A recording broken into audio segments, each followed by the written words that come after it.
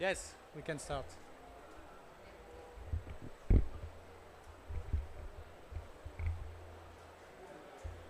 Good afternoon, everyone, and welcome to this event organized by ENI CBC Med program. It's our second event here at the Mediterranean Pavilion. So again, we're very grateful to the Union for the Mediterranean for hosting the conversation around the topics which are promoted under our cooperation, Mediterranean cooperation program. So the topic of the event today is the issue of water scarcity around the Mediterranean area. I'm Martin Eibel, I'm the communication manager of the program, and I will be your host today. So, it's no secret the water resources across the Mediterranean area are very scarce. This has been demonstrated by numerous studies and reports. These resources are very limited, unevenly distributed, and often mismatching human and environmental needs. Today, it is estimated that more than 100 million people around the Mediterranean are already suffering from water scarcity, in addition to 60 million people which are facing water stress, meaning that half of the Mediterranean, of the people living around the Mediterranean area is affected in one way by the issue of access to water. And the situation, the outlook does look very challenging in the coming years. The effect of climate change, the increasing population, improving lifestyle in the region will lead to a very, very challenging situation where our water demand is projected to increase or even triple by mid-century. We'll face up to 30% decrease in precipitation and up to 50% decrease in fresh water resources. So against this backdrop, this very complex situation regarding water availability in the Mediterranean area, and if we want to be sure that we meet our future water demands, the reuse of treated wastewater and the use of non-conventional water, this is the topic of today's discussion, can offer alternative water supplies to cope with climate and anthropogenic changes. So the potential of treated wastewater and non-conventional water resources for agriculture and domestic uses remains largely untapped in the Mediterranean region. So today's session is taking advantage of the results that have been achieved under selected ENI CBC Med projects dealing with water management, and this was our mission in the program, to increase and to boost the use of treated wastewater for agriculture and domestic uses, and also to develop as much as possible showcasing solutions, showcasing technologies, the use of non-conventional water resources. To guide us today through this discussion, I'm pleased to welcome our four distinguished panelists who have accepted to be with us today at COP27. So we have Mrs. Rula Kadra. You're an international officer and senior researcher at the International Center for Advanced Mediterranean Agronomic Studies, the Barry Institute. And you're a member of the Arab Water Council. You're a rural engineer by training, and you have a lot of expertise in the rehabilitation and modernization of large-scale irrigation systems. So you will deal with the agriculture issue in using non-conventional water. Mrs. Barbara Sarnari, you're from Italy. You're the Vice President of the Euro-Mediterranean Center for Sustainable Development. You're a partner of some of our projects, and you help local authorities in better delivering sustainable development policies at local level, and you're also involved in many EU-funded projects. We have Mr. Manuel Sapiano, the Chief Executive Officer of the Energy and Water Agency within Malta Ministry of Environment, Energy and Enterprise. So you're responsible for the team with formulating and delivering, implementing Malta national policies concerning the use of energy and water. So you will also bring us an outlook on the regulatory issues regarding the use of non-conventional water. And finally, online, we have with us Mr. Almotaz Adabi from the Deputy Secretary General for Water, Environment and Blue Economy at the Union for the Mediterranean. And recently, you've been leading initiative to revitalize the water political process in the Mediterranean, including a ministerial declaration and a regional water strategy led by the Union for the Mediterranean. So, since we have the opportunity, Almotaz, Mr. Abadi, to have you with us today, I would like to give you the keynote address. We'll try to stick to our sharp agenda. We need to deliver within 1 hour. We have a lot of topics to cover, but would like to give you the floor to give us an overview of the water situation in the Mediterranean area and the recommendations that are put forward by the Union for the Mediterranean Water Agenda, including the added value of wastewater reuse and non-conventional water reuse, resource reuse to contribute to the water mix. So, Mr. Abadi, the floor is yours. Let's try to stick to a 7-minute speech. Thank you very much. Thank you very much, Martin. And I would like to thank also my colleagues at the panel. And I am very pleased to be with you today to talk about this important and pressing issue that we are facing in the Mediterranean. When we are talking about the climate change and the response and the voice of the Mediterranean toward better response to the climate change. And we, the water family, we see that in the Mediterranean, we are hit hard by the climate change. So 90% of the solution should be coming from the water sector. As you know, the Mediterranean is facing severe water scarcity as it holds a mere 2.6% share of the global water resource for a population of more than 530 million, 7% of the global population, with natural conditions being unfavorable. The water resource management in the region is even more challenging nowadays due to the climate emergency. And the forecast point to water access become more restricted due to rainfall decrease, temperature rise, and population growth. According to the publication led by the Union for the Mediterranean and done by Mediterranean Assessment Report and its summary for policymakers in 2020 of the Mediterranean Expert of Climate and Environment Change, MEDIC, the annual mean temperature and land and sea across the Mediterranean basin are 1.5 higher than during the pre-industrial time. These temperatures are projected to rise until 2100 to additional 3.8 to 6.5 Celsius for a higher greenhouse gas concentration scenario, and hopefully 0.5 to 2 for a scenario compatible with the long-term goal of the UNFCCC Paris Agreement to keep the global temperature well below 2 Celsius, above the pre-industrial level. Despite these facts and strong regional variation, summer rainfall will likely be reduced by 10 to 30% according to the same study in some regions in the Mediterranean. Increasing existing water shortages, desertification, and decreased agricultural productivity. Furthermore, extreme phenomena like droughts and flood that we are not predicting, we are seeing in our eyes now, have been on the increase in several areas in the southern and eastern Mediterranean, and this year we saw them here in the north shore of the Mediterranean in the other UFM member state. While the region water scarcity challenge have been apparent for the hundred of years, newer challenges are adding both hazardous and complexity. The complexities of access to safe drinking water, sanitation and hygiene, especially in the context of fragility, conflict, violence, and overlapping crises catalyzed by the climate change in our region. Safe drinking water, sanitation, and hygiene are crucial not only to human health and well-being, but also for the socio-economic development, which is in the core of the institution that we are working to, the Union for the Mediterranean. So safe wash is not only prerequisite to health, but contributes to livelihood, school attendance, dignity, and helps to create resilient community living in healthy environment, and a prosperous community. As you know, the United Nations recognizes the right to safe and clean drinking water and sanitation as a human right.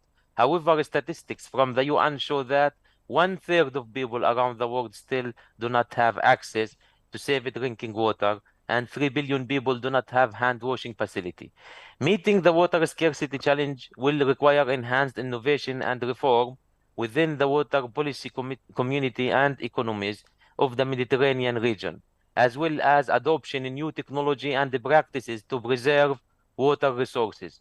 These technologies and practices should encompass more introduction of non-conventional water resources, wastewater treatment and desalination, waste curbing, and establishing robust sanitation system in the region. The treated wastewater is mainly used for agricultural purposes, while desalinated water is designed to meet the household water demand of the population, which consequently will reduce the pressure on the existing water resource already available for agriculture. But this is the virtue of our work at the UFM Water Agenda. But despite the dear situation to access to safe water and sanitation in our region, especially in the southern and eastern Mediterranean country, have made sustained effort to improve the sanitary and hygiene condition of urban and rural agglomeration, to protect the environment and to improve life condition of citizens through major projects in the field of sanitation. Many of these countries have developed national strategy and the program to improve and set up sanitation infrastructure since late 80s and going on. The development of the non-conventional water resource now became an important, and the use of treated wastewater as a water use practice for agriculture need to managed aquifer recharge and also to fill the gap on the available water resources and to enable water reallocation among different sectors. Since the agriculture is the sector with the biggest water consumption in the region, this practice was met with too much acclaim across the CMED region, as there is a growing understanding that the treated wastewater is a good source of agriculture water that could contribute to the conservation of water resources and improve soil fertility. Nevertheless, there is still reluctance from some users of the reuse of treated wastewater, since they are uncertain of the quality of these water, and here comes the role of policymakers and governors and distinguish project and programs like you in the Mediterranean to build the mutual trust through reliable national strategies and policies, as well as proof of concept projects like those that CBC offer to our region.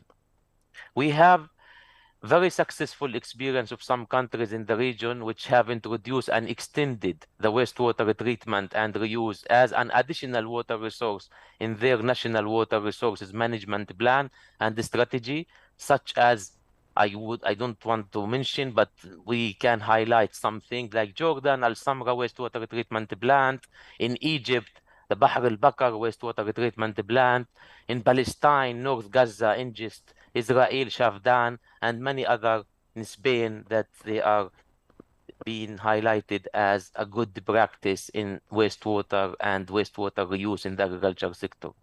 But at the same time, when we come to achieving the SDG 6 in the Mediterranean and overcome all of these challenges that bring us today to Sharm el-Sheikh, is the other option that we tackle is the desalination become increasingly important as a solution to the water challenges and serious climate change adaptation option in the region, and also an important strategic technology to fulfill the sustainable development goals.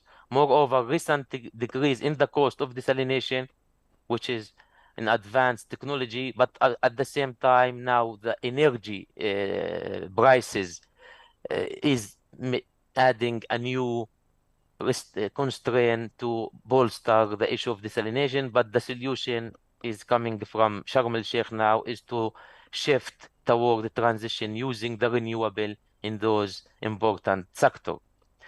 And all of these come not only from technical point of view, from expert and feedback from these proof of concept project, but also there were a commitment that all of these elements of action plans in the Mediterranean being approved by the ministerial declaration, which had been successfully declared in Malta back in 2017 with a living document. We call it the UFM Policy Framework of Action, that each 2 years we give it the update and try to enhance its response to the new political agendas, like a new agenda for a new European agenda for the Mediterranean, the Green Deal, and other action. Almotaz, may I ask you to conclude in 1 minute, please? Yes, Thank you. in conclusion, that just wanted to show you one element of that what is need to be done in terms of our work. That because we have managed to do a very important study that with the CAS in the Mediterranean region, where we have collected all the information related to the water use in the Mediterranean.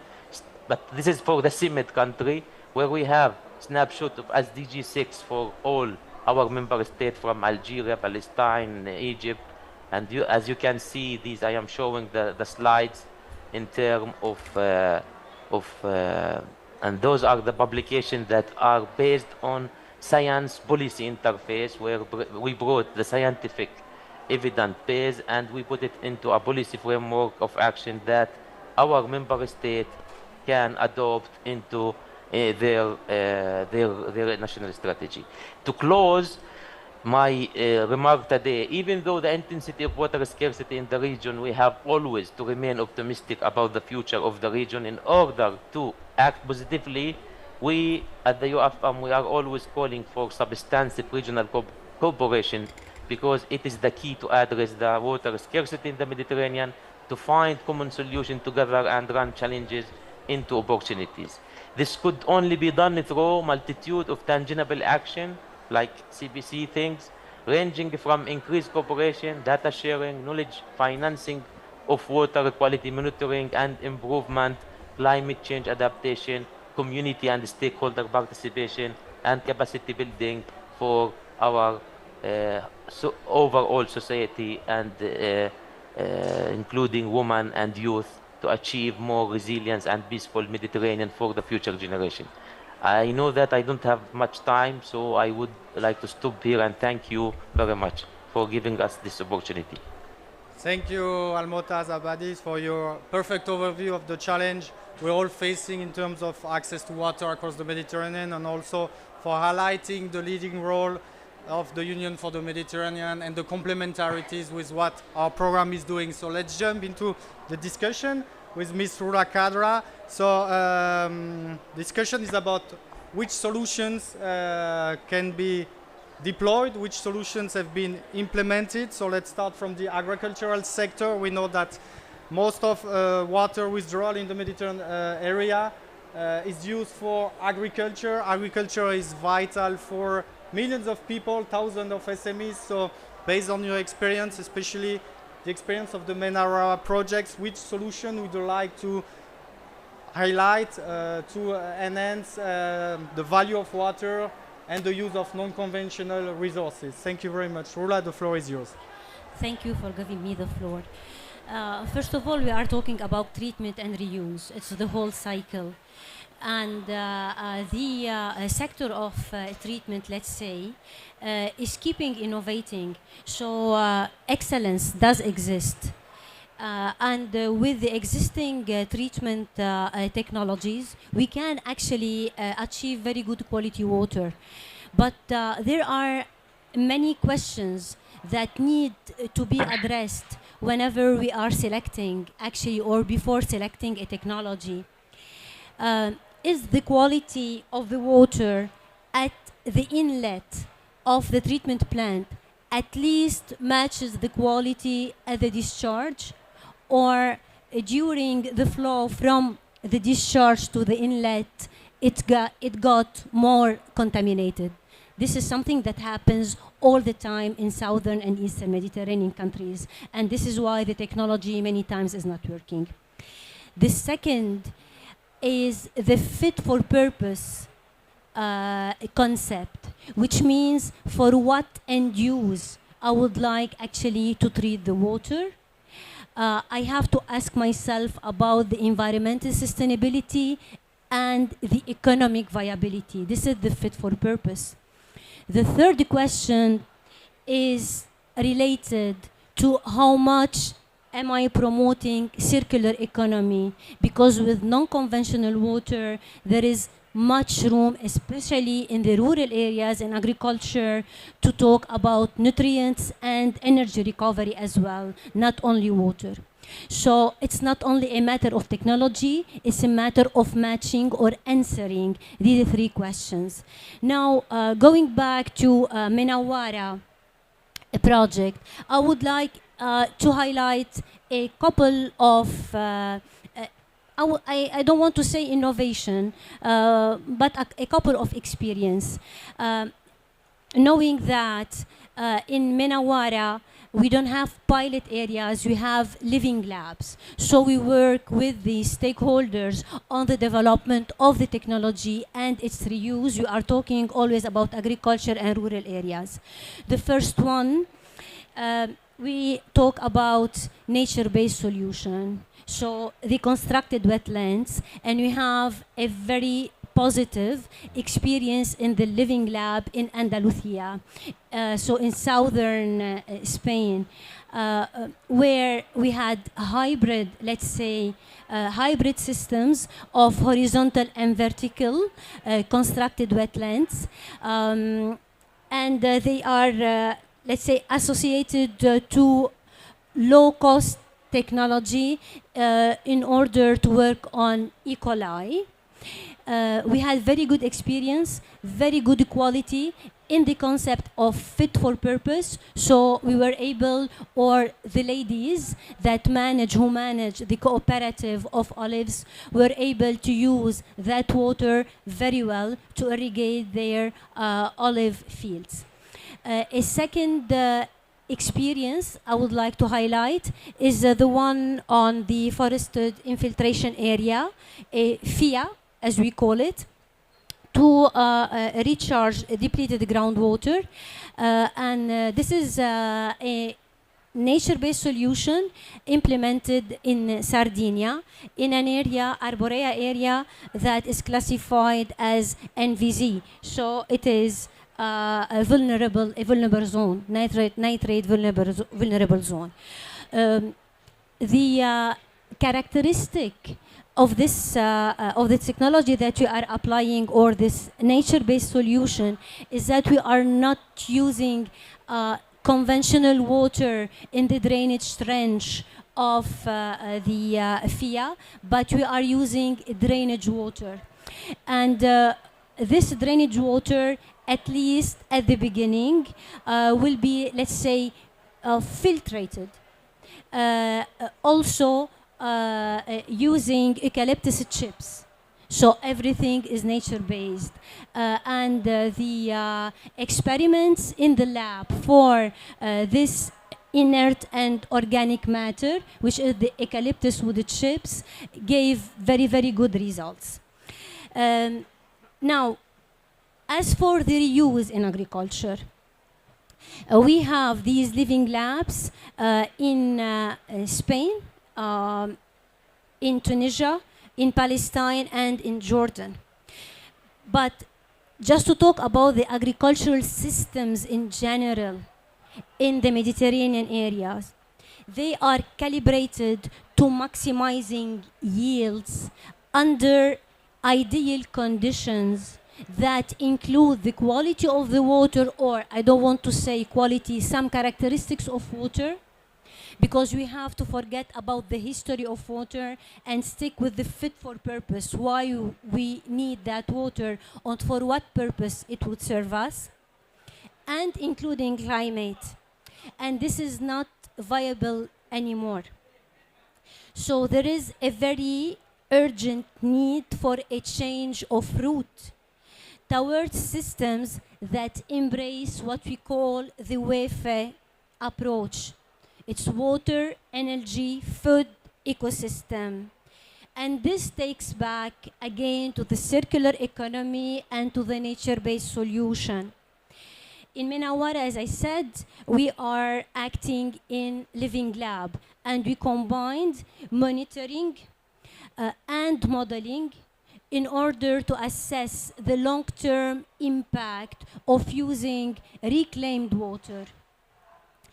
And we have, again, to stop just looking into maximizing the yield. We have to look also to the soil. So this means that we cannot keep managing irrigation without combining irrigation plans with farming plans, so with many other practices, and we cannot keep working in a traditional way. We have another quality of water. We cannot apply the models of fresh water. So this is something that has to be taken into account. I just tried to give you a taste of what we are doing. So again, we have to adopt solutions that account for national resource balance instead of establishing new dynamics that accentuate the environmental imbalance. This is what we are doing in Minawara and our living labs, and this is what we are capitalizing in Midway Cup, another any CBC MAD project. Thank you. Thank you very much, Rula, for this great presentation of ready-to-deploy solutions to help our farmers across the Mediterranean area, and also having in mind the quality of soil. So, as we're rushing, I'm turning my attention to Ms. Barbara Sarnari. So now we'll discuss the topic of non-conventional water use in a domestic context. So we move from the agricultural land to cities to urban context. So I know also under the Nawamite project you have developed very innovative solutions, and we're eager to learn more about this. The floor is yours. Thank you. Thank you very much, Martin. Thank you very much to be here, because actually I can say that we are proud of our work, and it's also thanks to you for the program. And so today I would like to talk to you about the nature-based solution for domestic water urban context, and in particular about the green wall that we would like to consider an avant-garde solution. And why? I mean, this is a school. I would like to start with this picture, because actually it's the picture that normally we are around, and it's a school. I mean, the first things that I mind looking this school, this picture, is that it's very bad. I mean, we are missing one thing that is very important: beauty. Why students should feel this as a public space? Why should we take care of something that is bad? And during this year, in the same time, during this year, we are communication is addressing more and more about problems, human crisis, climate crisis, economic crisis. I mean, we miss the power of a positive message, of a positive experience. Local decision makers, and in this I completely agree with the speaker of the panels of before, the director of Med Cities. The local decision makers started during these years to launch the process of urban regeneration, because we need, it's something that the population asks.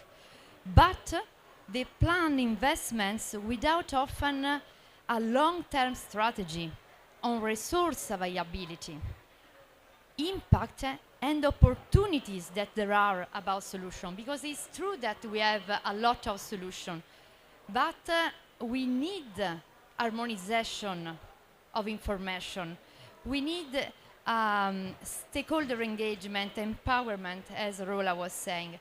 Our living areas are highly vulnerable to the effect of climate change, experiencing more and more the extreme events, including water scarcity, that is this topic of today. But what's happened normally? Oops, what's happened? My presentation disappeared, sorry. What's happened normally? That we know some solutions.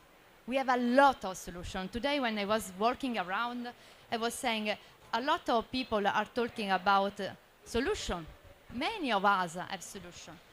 One of the solutions, for example, for urban regeneration is make greener. And what you know is a green wall. Everywhere now there are green walls that are vertical garden. Wonderful. Vertical garden already have a lot of benefit. Increase air quality, increase biodiversity, reduce heat island effect, reduce noise pollution, and so on. But require considerable amount of water. During this year, we install a lot of vertical garden.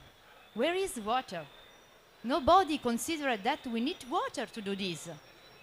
They discovered this year in many places because we have a very big water crisis also in the north of Europe, and said, oh, we need water now.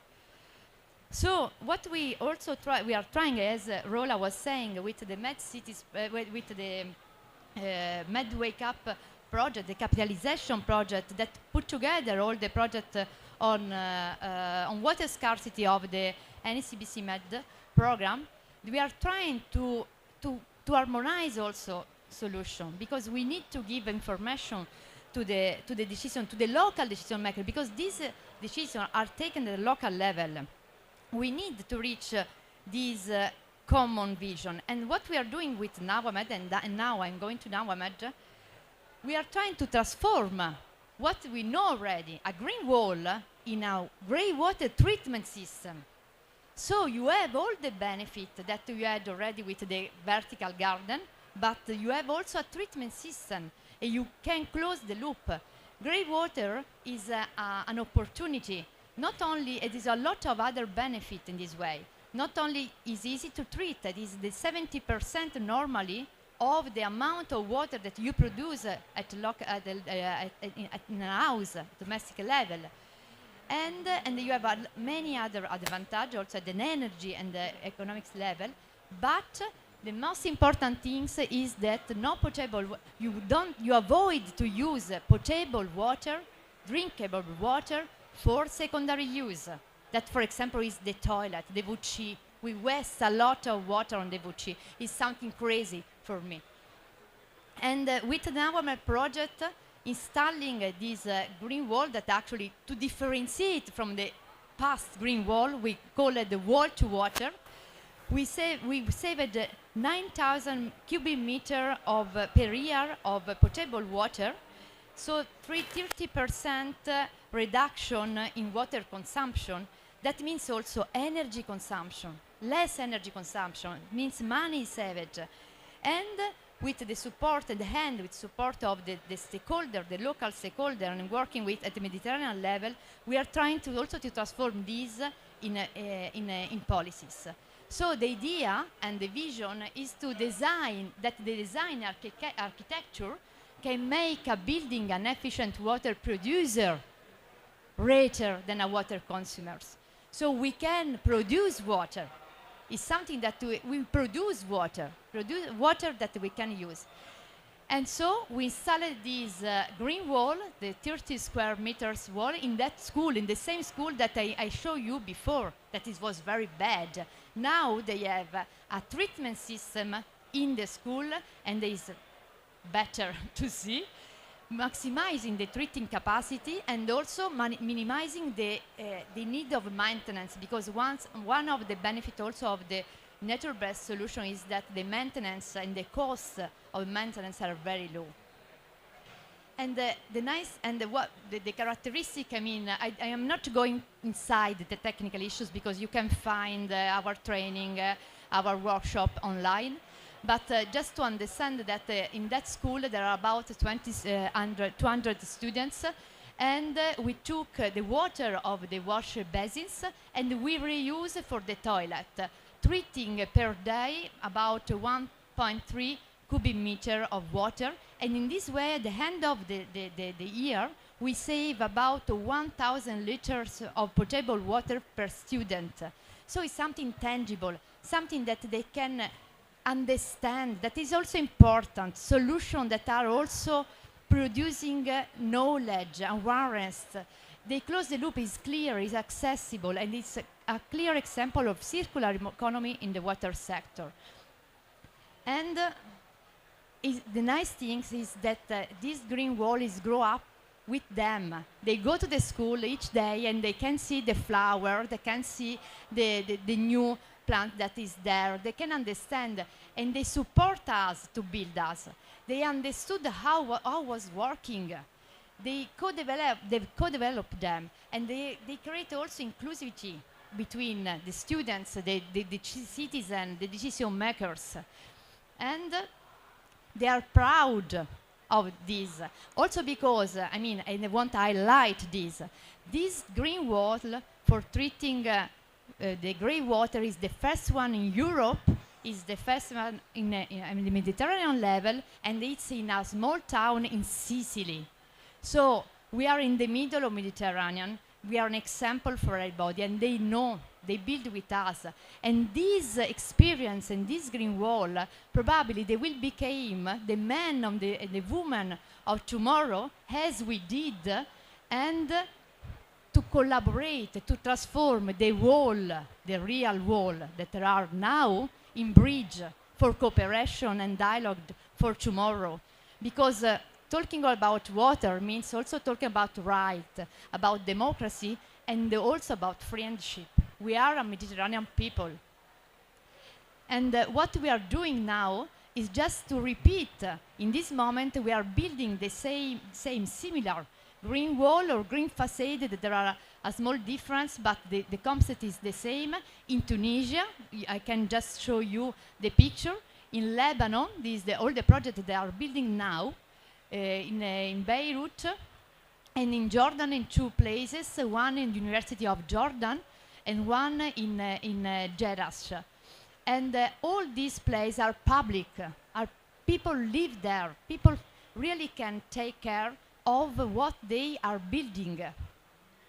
So the need behind the functionality, nature-based solution act as amplifiers of beauty and social inclusion. That is something that is important, not only to take care about the functionality. I need to save water. What there is behind. Barbara, you have 1 minute. Yep, sorry, I Thank finished. you. And nature-based solutions allow sustainability, optimization, and public investment that is crucial, and solving the critical link between urbanization, green infrastructure, resource consumption, and water scarcity. So the ingredients, to close, is beauty, biodiversity, and life. I mean, here, this picture I love so much, is life here. Beauty, beauty, and beauty.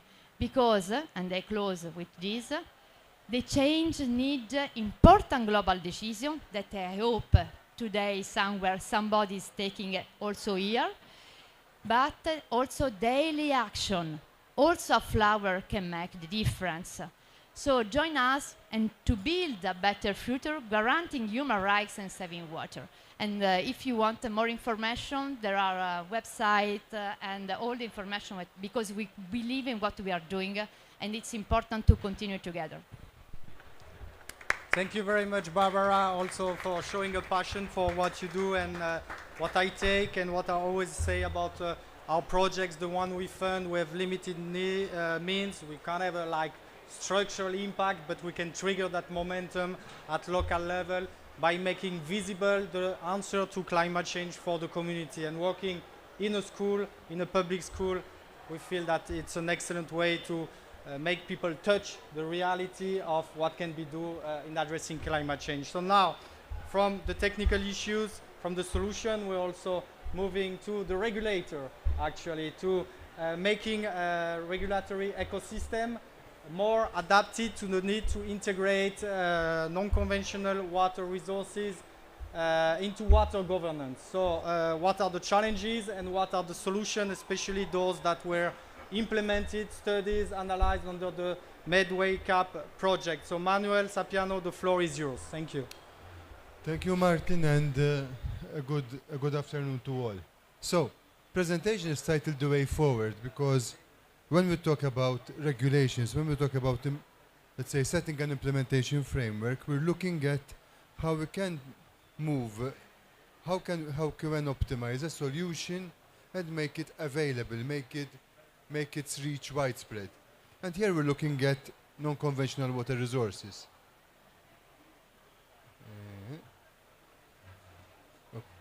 So first of all, we need to look at what non-conventional water resources are, because usually we have our, let's say, natural water resources, which would be groundwater or fresh water. We have seawater desalination, which by now has become mainstream. Rainwater harvesting, which is a cultural, I would say, water management technique in the Mediterranean. And then in these last years, we're starting to move towards grey water reuse and black water reuse. And in MedWake, we're focusing on these last alternative water resources, particularly looking at how we can move and promote more circular processes for these typologies of non-conventional water resources. The focus is not just on water recovery, the focus is also on potential nutrients recovery, but also energy recovery, or I would say energy efficiency, because treating grey water before it mixes into the grey water mix requires less energy, and therefore we're looking also at an energy efficiency perspective. Therefore, we need a regulatory framework because we're talking about new technologies. These new technologies need to be adopted, but we need to regulate how they can be adopted.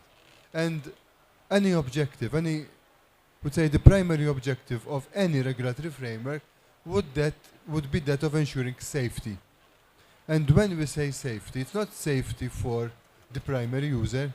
It's safety for the primary user, the person who's touching the system. It's safety for the secondary user, so the person who would eventually use the products which come from that water, but also safety to the environment, because we're applying techniques and those techniques are being applied in the broader environment. And therefore, when we go at regulatory frameworks, we need to look at quality standards, we need to look at risk assessments, and in particular, common quality standards agreed on as broadly as possible, and a format for undertaking a risk assessment which is as comparable between the different countries as possible. And the question is, are we there? The answer is very clear, no. We've got initiatives at different countries, we've got standards at different countries, we've got different situations and therefore different approaches. And this is not conducive to something which can move forward. I can highlight as a case of best practice the EU regulation for water use and irrigation, which is a step in the right direction, but even in the EU itself, there are more stringent and there were less stringent requirements for reuse. Even reuse itself is not obligatory. So even though there is a move towards a regulation in EU member states, there's still much to work on. And why does regulation influence decisions, influence investment? Because for investment we need certainty, and regulation brings certainty. If I'm going to look at, if I'm going to invest in a new technology, I want to know where I want to arrive. I want to know what quality standards the technology needs to be achieved. But I also want to know that those quality standards would enable me to access as broad a market as possible. So now we're talking about opportunities, we're talking about standards which can lead to better technologies, we're talking about the possibility of increased financing because there's certainty. And that would also allow us to boost the use. Why? There's a financial element and there's a social element. So initially, financial support will promote market infiltration. So there can be financial support schemes at country level, at regional level, which can promote technologies. We can look at what happened in energy. So renewable energies have become mainstream because of financial support. All countries have supported photovoltaic installations. As the technologies became mainstream, as the prices went down, that support reduced because then the technology could move on itself. We need this type of approach also for grey water, for black water technologies. And then the social element. So we need a communication element which can portray and which can build up consumer confidence. People need confidence when they're going to apply technologies. We need transparency in information. Information on quality standards, on the results achieved, needs to be out there. And an effective engagement, particularly with stakeholder entities, with the general public, and with the consumers of this technology. And this is where MedWakeUp comes in, because the project, and I close with this, is structured along 3 axes. First of all, the transfer knowledge, but upgrade knowledge in that during that transfer, because knowledge is being shared, reinforcing new or reinforcing existing and build up new networks and alliances to promote grey water recycling and non-conventional water resources reuse, and also raise awareness, because we need to have appreciation that these technologies are out there, these technologies are making their market entry, and therefore we need to develop not just an environment for these technologies to be uptaken, but also an environment for these technologies to be regulated, to be promoted, and to have out there a framework which can ensure their safe integration in water management, in our water management. And thank you, and that's from my part. Thank you, Manuel. Thank you very much also for this overview on the regulatory challenges and bringing and building confidence among users. So we have time for questions. We have 12 minutes for questions. If there are questions for the room, we're ready to take some of them. Otherwise, I will go to some questions to the panelists. I don't know if there are some questions in the room. Don't be shy. It's your opportunity also to discuss with our experts, with our panelists. Any comment also you would like to share with them, just don't be shy. So feel free. So what we've witnessed today is the wealth of solution existing, but since also at COP, this word of upscaling. So really, how can we deliver, and how can we upscale the innovative solutions? I mean, we are at pilot level, we are at project level, we're dealing with demonstration actions, but how really can we move to a more structured and long-term approach really for the full deployment of the use of non-conventional water resources across all the Mediterranean country? Do we need a more, let's say, severe water crisis, or what can we do all together? So the floor is yours for this question. Rula, if you want to intervene. So this is not an easy question actually to answer, but what it comes to my mind thinking about all the examples and the model that we have in the Mediterranean, 2 things come to my mind. First of all, that we have a lot of pilots, let's say, a lot of examples, but this never became a national policy. This is one. Second, many countries invested a lot in treatment, but not in reuse. And after years of investing in treatment, they moved, I'm talking about wastewater, they moved to desalination. So I think that these are 2 realities that you have to think very well about them. Now, from institutional, let's say, experience and my own experience in southern and eastern countries, I can tell you, like I said, that we have an agricultural system that is not used, or it is not formed, let's say, to adapt. It was, let's say, it grew just to maximize. This applies also to the institutional arrangements. Why? Because the institutional arrangements at local level, at medium level, they are not formed to manage, to behave with a different quality of water. And this happens in most of the southern and eastern Mediterranean countries. Maybe, and I say maybe, Jordan has a different experience. It is, I don't know if this year it is classified the 2nd or the 3rd scarcest country in the world. But anyway, they are way forward in the treatment and reuse. and their institutional arrangement and governance arrangement allows for it. In many other countries that have very good examples, very good models, they still models and examples, and we have a lot of default in the institutional arrangement. We treat the water okay. Who has to operate and maintain the treatment plant? Who is responsible to manage also the distribution or wherever it may arise from the use of that water? The institutional arrangement is made for fresh water that we don't have anymore.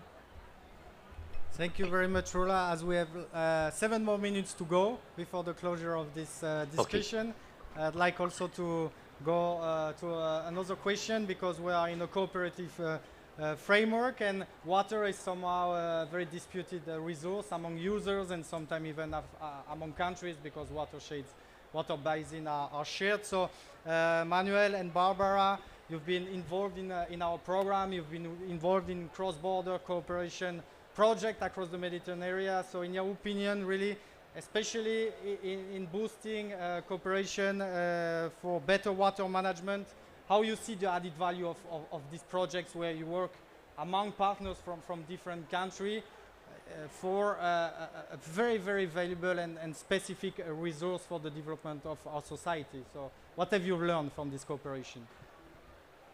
Yeah, what's important in the framework of CBC Med projects is an element where there needs to be a reach out.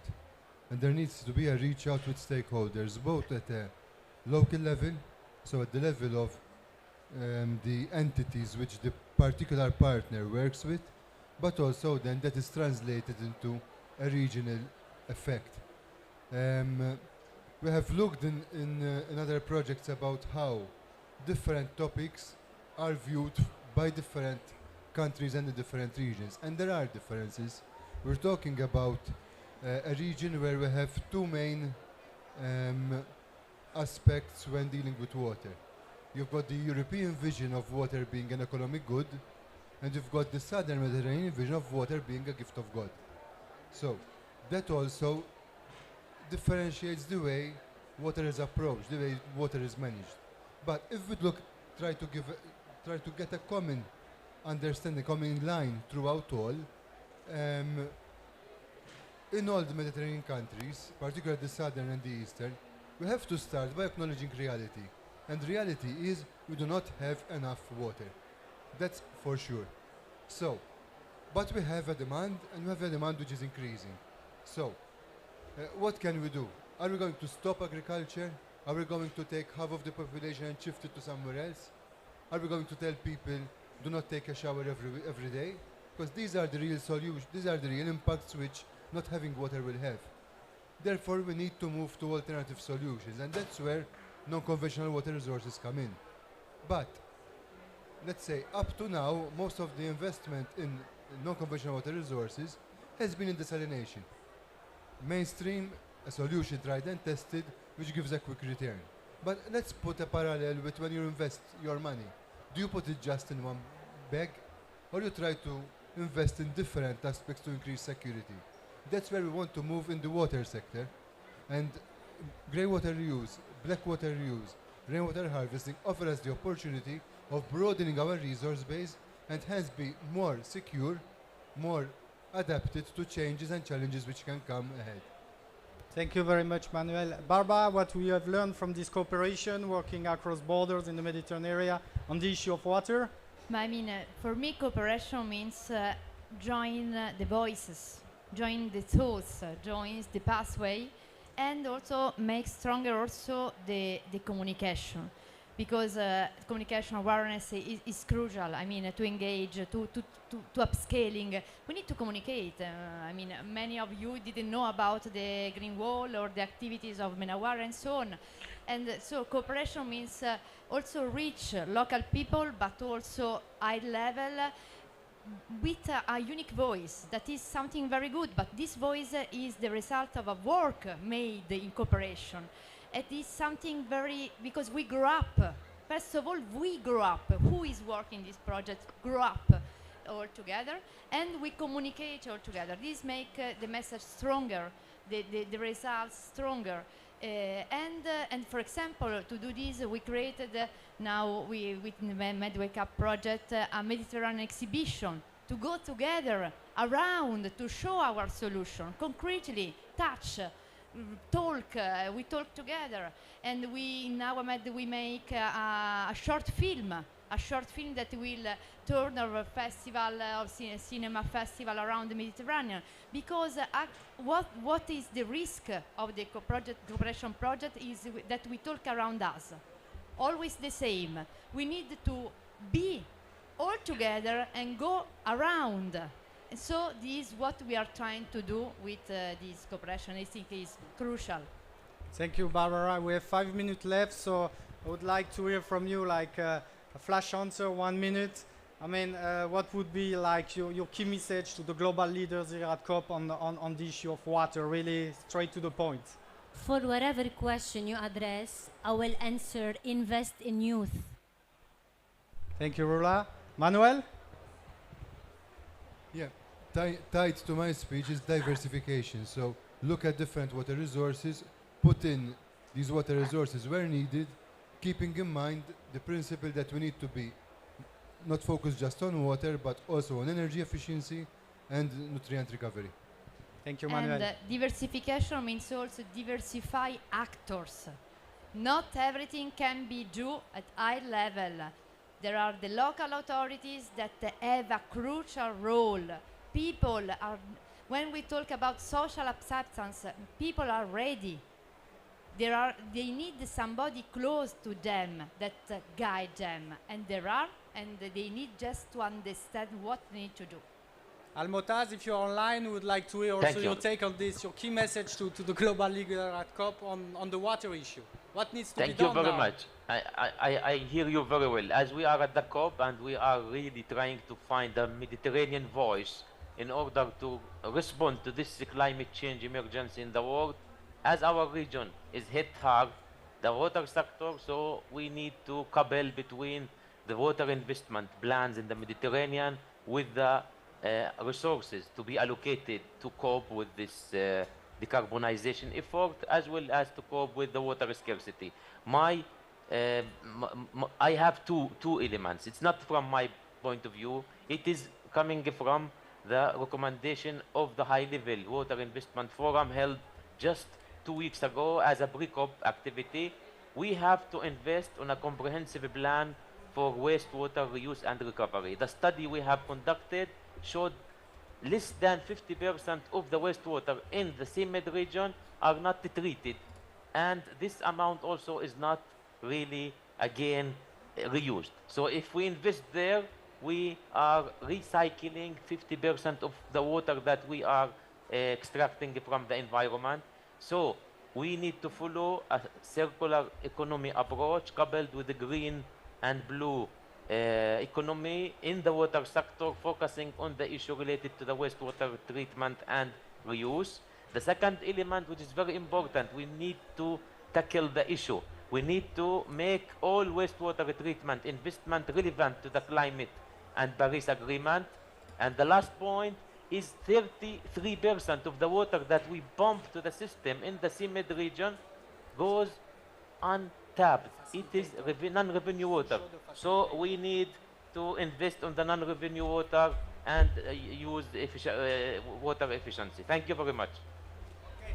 Thank you. Energy efficiency in the system. Thank you. Yeah, thank you. Thank you very much. So we'll conclude with our graphic facilitator. I hope Fanny is online because she has made a sketch out of our session with the main conclusion. So if we can share our screen, and we'll conclude like this with a representation, a graphic representation of what has been discussed today. I don't know if Fanny is online. She should be online, but I'd like to thank all the speakers today. I mean, we could go endless into the discussion. There is so much work to do, but I feel that through this cooperation, through our program, we're stronger. So let's see the result of the work of Fanny, Didou, our graphic facilitator. So she was there from the beginning. Let's see. Yes, thank you, Martin. Hello. And, very A glad quick to be word. here. We're running out of time, Fanny. Thank you. Okay, so I will go fast so you can see Thank the whole you. result. Thanks a lot to all the participants. Okay, so this will be made available for all of you. So we have like a memory of this today's session. Okay, so I think we arrived to the end of this session. Thank you, Barbara. Thank you, Manuel. Thank you, Rula. Thank you, Almota. Thank you, Adria, for your support. And thank to Fanny again very much. And Thank you. we'll have a last event on the 14th of November as the NICBC Med here at the Pavilion on green entrepreneurship. We will be welcoming an Egyptian minister and probably a Lebanese minister. So feel free to join us. Thank you very much.